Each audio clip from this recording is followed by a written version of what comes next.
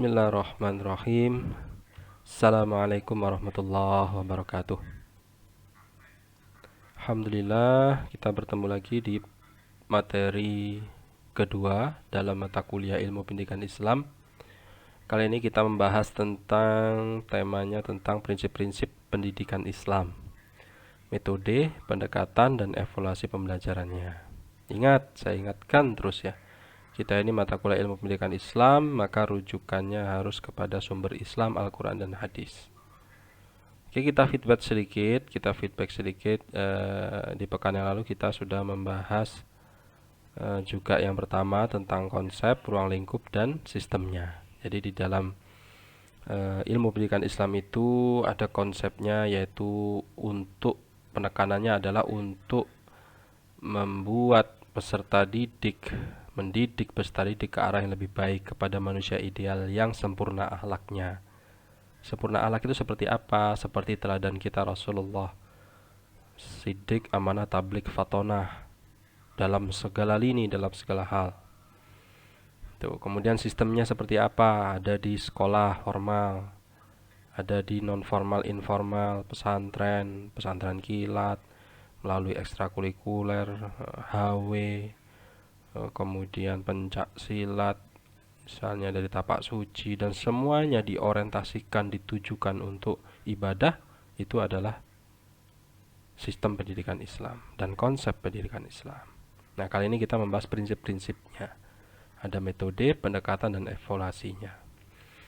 Pertama, prinsip dalam pendidikan Islam itu harus integral, harus menjadi satu, tidak boleh dipisahkan antara yang umum dengan yang Islam. Sekolah umum, sekolah Islam itu tidak boleh dipisah seharusnya. Makanya di Gontor dulu di pondok saya itu,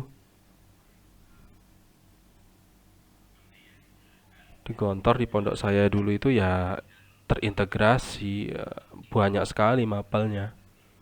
Banyak sekali, mapel umum, mapel pondok ya. Tapi ya memang harus seperti itu seharusnya. Gitu. Antara sains dan agama umum dan agama harus terintegrasi. Seperti apa ini? Quran surat Al-Ankabut ayat 45, bacalah apa yang telah diwahyukan kepadamu, apapun itu yang dibaca, ya. Bukan berarti terlek saja, tetapi juga dibaca ayat-ayat kauniyahnya, dibaca alamnya. Tuh. Misalnya apa? Bumi itu bulat, misalnya. Bumi bulat padahal datar, misalnya. Dalam Quran itu seperti apa gitu? Seperti manusia evolusinya dari kera, itu teori Darwin, padahal ada proses penciptaannya kan. Kemudian fenomena alam dan sebagainya. Jadi kalau secara agama saja kan, wah ini karena banyak kemaksiatan gitu. Di zaman Rasulullah itu lebih parah lagi kan kemaksiatannya kan. Sebelum Rasulullah, zaman jahiliyah, namanya jahiliyah. Jahiliyah itu ya apa ya, bodoh kuadrat, itu namanya jahiliyah. Jadi orang Arab kalau dibilang jahiliyah itu malah marah sekali ya, karena sangat-sangat bodoh anggapannya itu ya. Tapi kalau bodoh kamu gitu biasa itu mana. Itu prinsip yang pertama, harus terintegrasi, harus integral antara umum dan agama. Kemudian prinsip yang kedua, seimbang tauhidnya antara kepentingan untuk duniawi dan ukhrawi. Ya. Karena di dalam Quran surat Al-Qasas ayat 77 itu harus seperti itu bunyinya, dan carilah pada apa yang telah dianugerahkan Allah kepadamu kebahagiaan negeri akhirat, dan janganlah kamu melupakan bahagianmu dari kenikmatan duniawi. Jangan sholat, puasa, terus tidak pernah memberi nafkah batin kepada istrinya, tidak pernah ngurusin keluarganya, selalu di masjid terus, ini tidak boleh juga. Dunia terus yang dikejar kerja, terus tidak pernah ibadah juga tidak baik juga. Itu harus seimbang. Itu prinsip pendidikan Islam ya. Harus terintegrasi, harus seimbang antara dunia akhirat. Kemudian prinsip perbedaan individual dalam pendidikannya ini ya, yang digarisbawahi pendidikannya secara Islami itu harus mengakui adanya perbedaan, tidak boleh disamaratakan, mengakui murid pintar, cerdas, pendidikan Islam menjadikannya manusia yang hakiki. Misalnya Barat mengasah kemampuan, bukan membuat pintar atau smart. Kurikulum kita ini seolah-olah seperti membuat pintar, membuat smart. Sedangkan kurikulum di Barat sana justru mengasah kemampuan, karena meyakini perbedaan individual itu pasti ada. Kalau kata siapa itu ya, Albert Einstein ya, jangan kamu mengukur dari seekor ikan yang harus bisa memanjat, gitu ya. Jadi dituntut ikan itu harus bisa memanjat lah, wong dia hidupnya di air, tidak bisa memanjat. Sebaliknya, jangan dituntut seekor kera bisa menyelam dengan lama, karena punya itu perbedaan. Itu sama anak didik juga seperti itu. Oh, ini dia punya bakat atau kemampuan di sisi IT-nya. Oh, ini anak ini di sisi dakwahnya.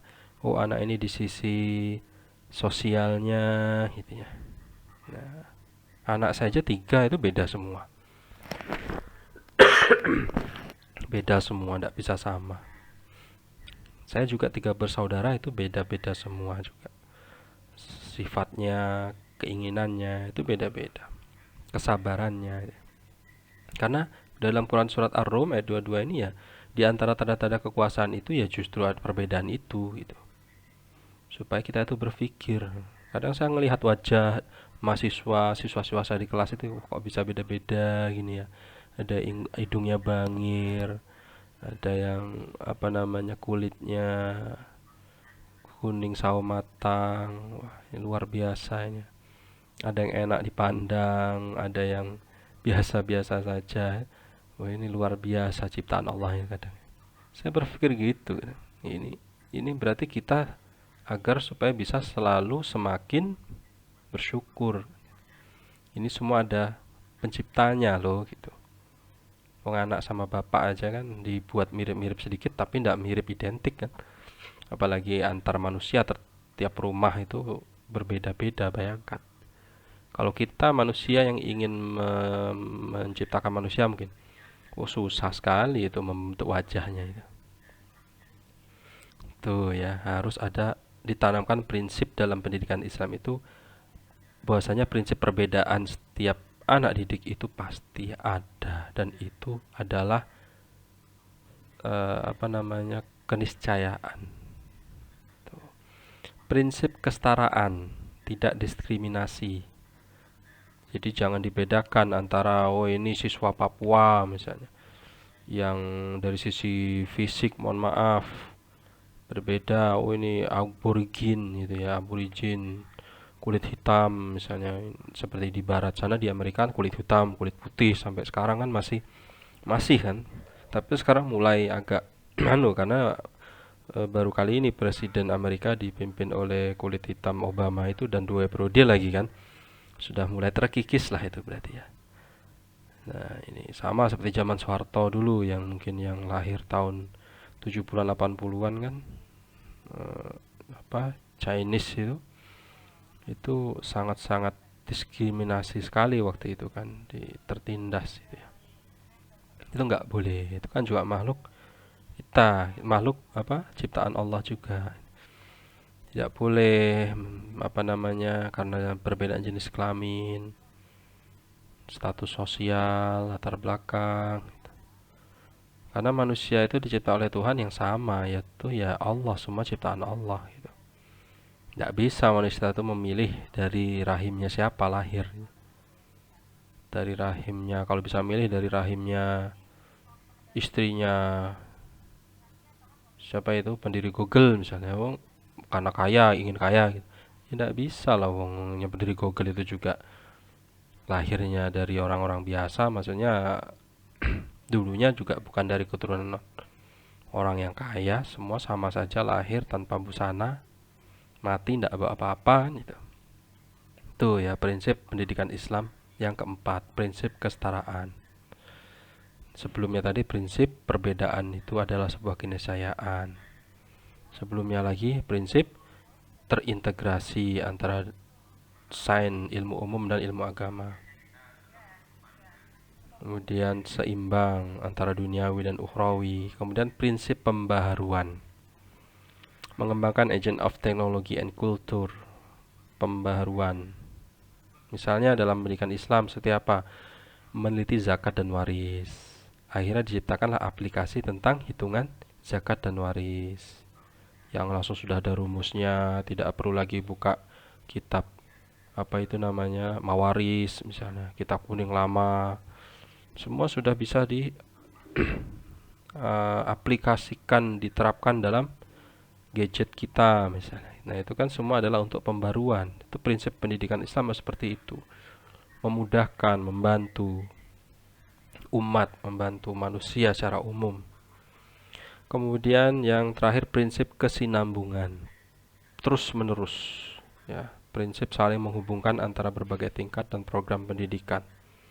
Tidak boleh tadi itu pilih kasih, itu tidak boleh. Tuh. Kemudian sekarang metodenya. Metode itu adalah langkah-langkah strategis. Jadi di dalam pendidikan Islam itu ya harus ada metodenya. Mau buat sekolahan harus ada kurikulumnya, metodenya, cara langkah-langkah strategisnya, apa dulu yang diambil. Sama dalam memberi pendidikan secara Islami juga seperti itu. Bagaimana untuk anak PAUD, bagaimana untuk anak TK, bagaimana untuk anak sekolah dasar, sekolah menengah pertama, atas, perguruan tinggi.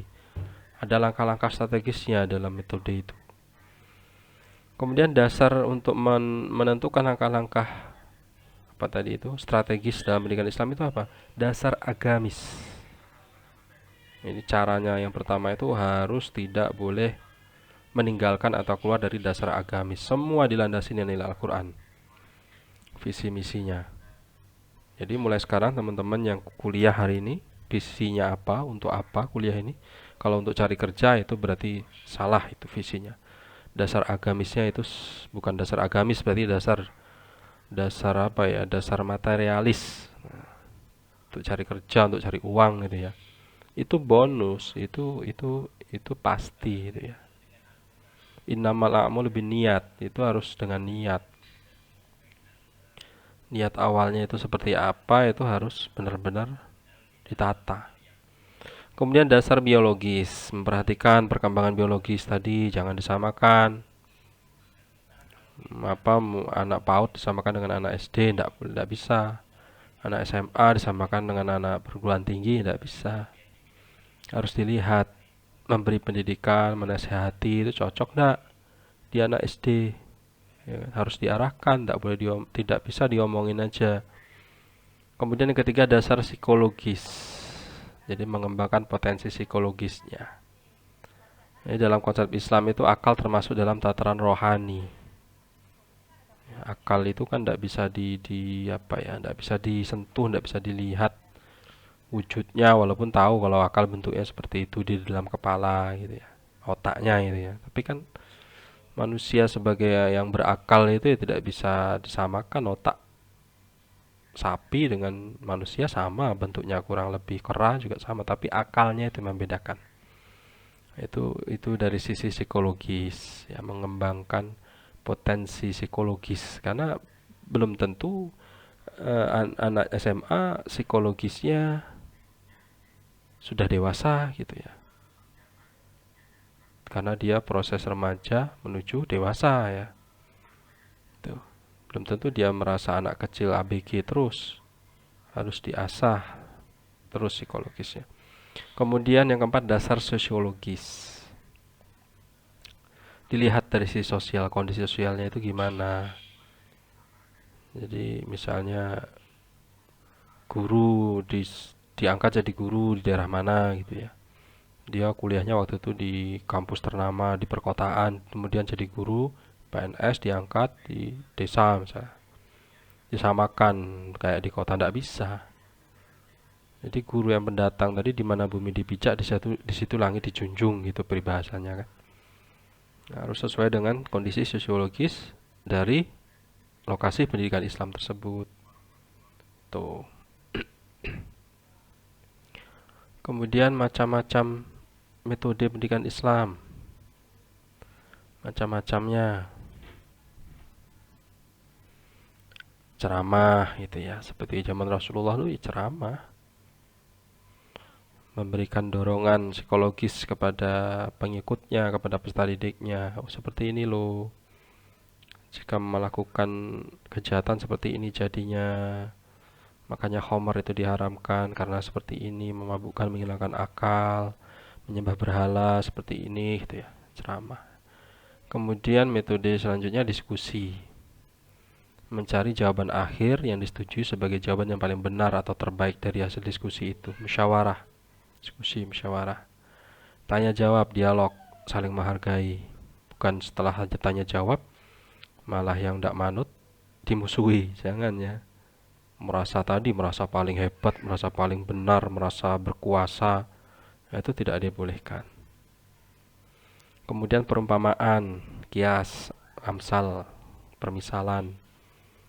Kias, mencontohkan langsung dengan kasus gitu. Kadang para dai itu mencontohkan dengan kasus itu kan bukan berarti menjelekkan ya, seharusnya introspeksi. Misalnya ada dai pas direkam kemudian dicontohkan, kemudian merasa terlecehkan, dilaporkan. Ini susahnya HAM itu ya di sini. HAM ini ya merusak juga ini. Padahal hak asasi manusia, hak asasimu itu juga diatur oleh hak asasi manusia yang lain. Jangan semaunya sendiri kan jadinya rancu gitu. Tuh, targhib kebahagiaan, tarhib hukuman. Jadi, metode pendidikan Islam itu ada reward, ada punishment, ada penghargaan. Dikasih piala, dikasih penghargaan, dikasih ranking, apalagi. Dikasih hukuman, punishment yang melanggar. Sama Islam kan juga gitu. Diazab neraka misalnya. Yang baik surga. Seperti itu. Dan juga itu untuk peringatan juga kan, sebagai pendidikan yang mendidik itu sebagai peringatan. Kalau yang salah dibiarkan ya itu namanya tidak mendidik ya, nanti ya bisa kacau itu.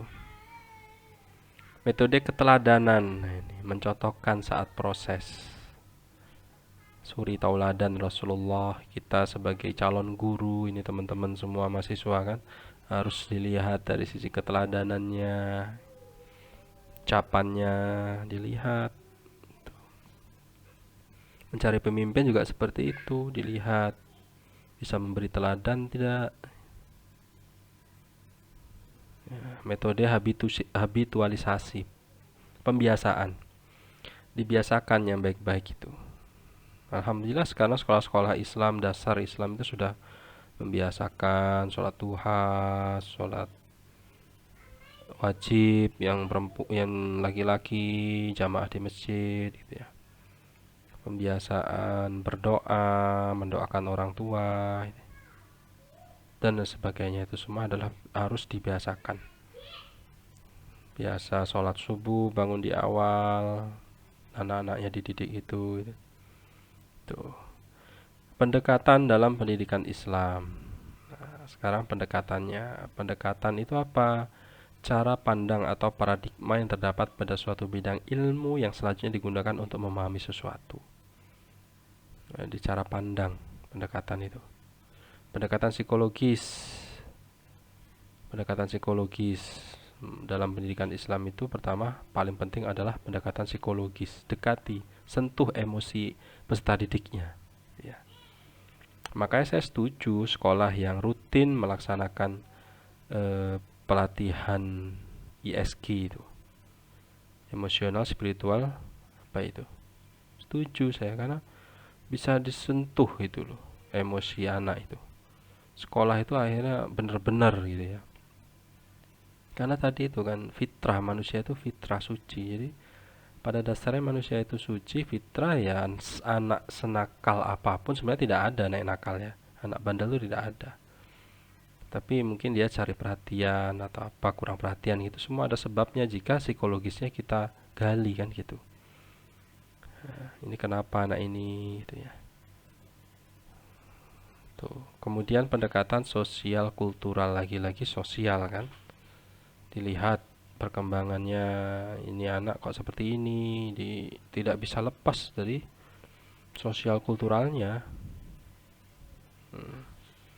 Dia dididik dari hasil didikan sosial yang berbeda. Sosial A dengan sosial B pasti berbeda.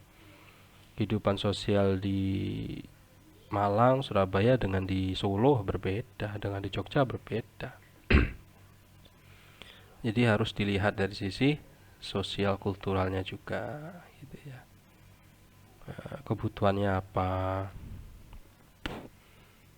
Misalnya dari luar Jawa itu orangnya kok kasar-kasar gitu ya.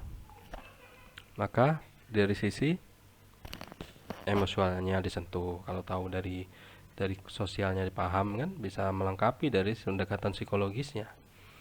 Tuh, pendekatan religi lagi-lagi kepada tauhid, kepada keyakinan, kepada akidah, ya, kepada keimanan, rukun iman. Semua materi itu harus merujuk ke sana gitu ya. Saya sampai sekolah S3 ini ya juga materinya juga kalau kita sadar betul itu orientasinya ke sana gitu loh. Makanya S3 itu filosofi doktor kalau di luar negeri gelarnya. Mempelajari filosofi memang.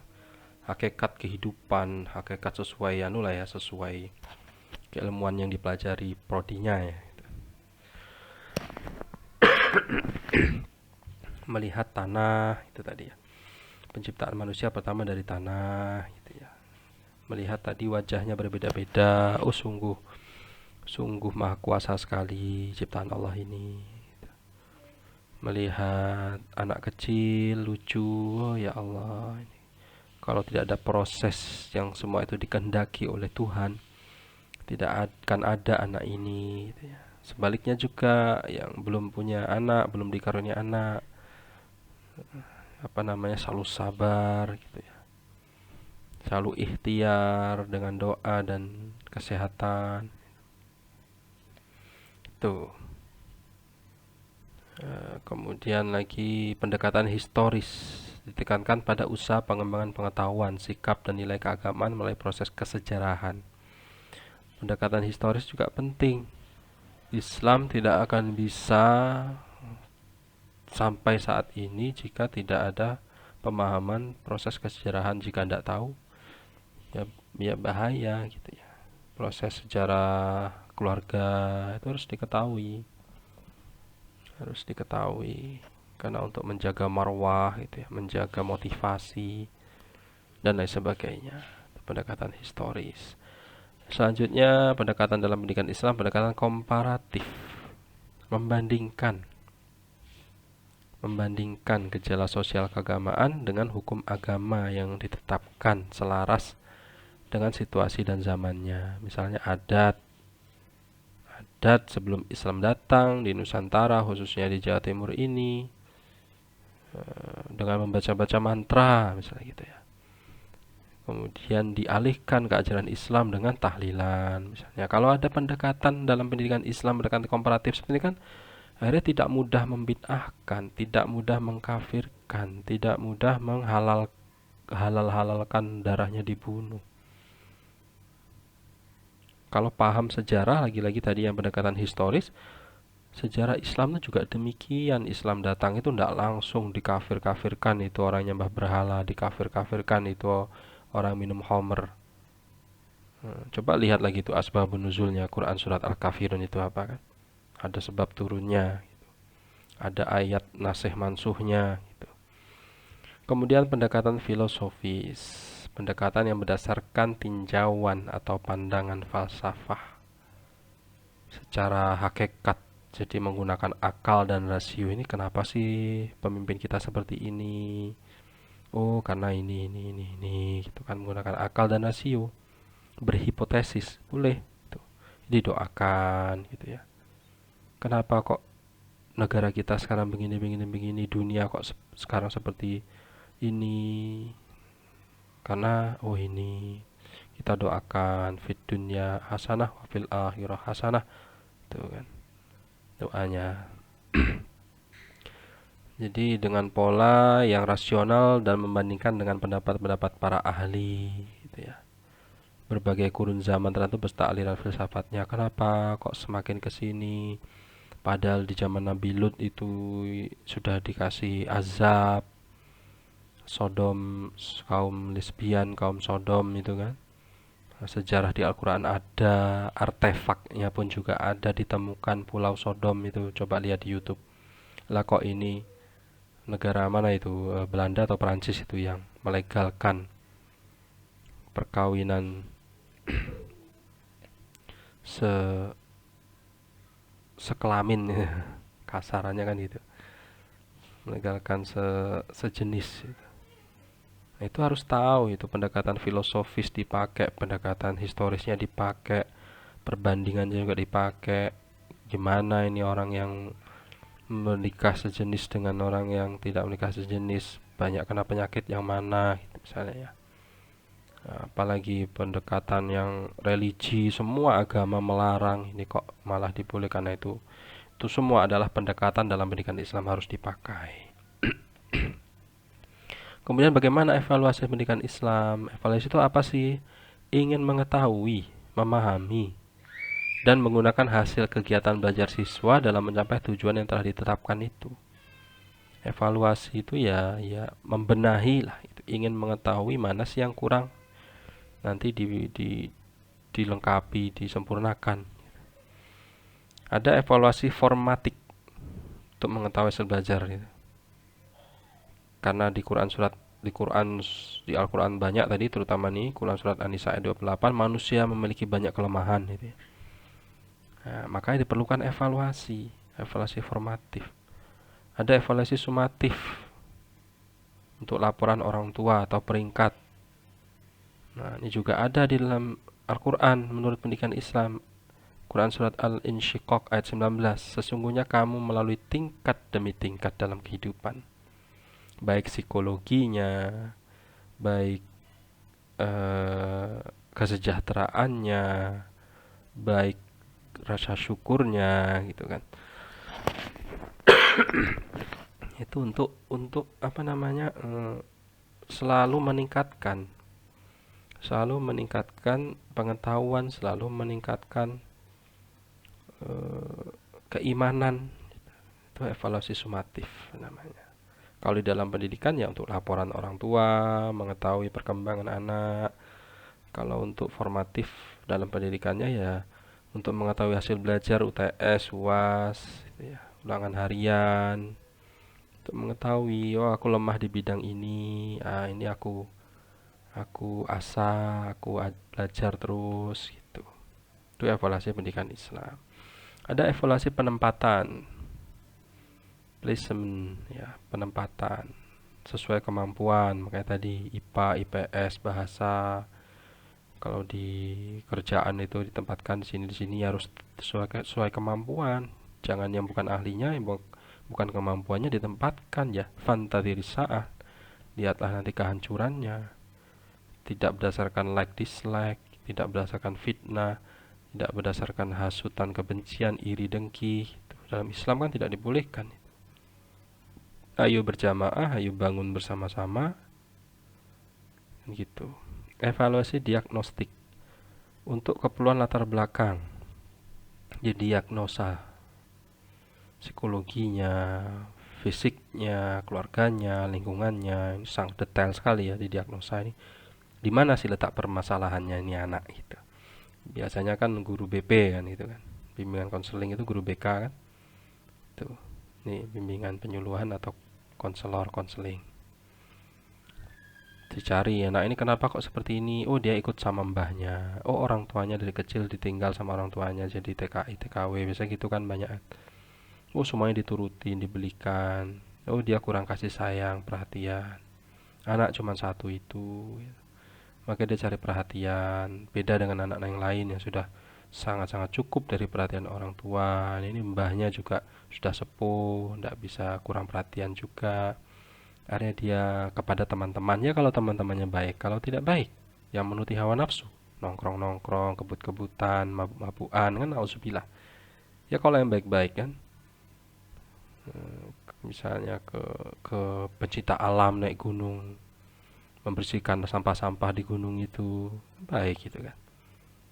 daripada trek-trekan motor gitu ya. Gotong royong membersihkan masjid, membersihkan pantai gitu. Ada kan sebuah komunitas muda-muda, pemuda-mudi itu yang melakukan hal itu bagus itu. Makanya harus didiagnostik, ini apa ini? Permasalahan di mana kan gitu. Itu pentingnya evaluasi pendidikan menurut pendidikan Islam. Oke, itu teman-teman. Materi yang kedua tentang prinsip-prinsip pendidikan Islam dari metode, pendekatan, dan evaluasi. Silakan yang belum dipahami ditanyakan, kita diskusi di kolom komentar Google Classroom. Saya akhiri. Assalamualaikum warahmatullahi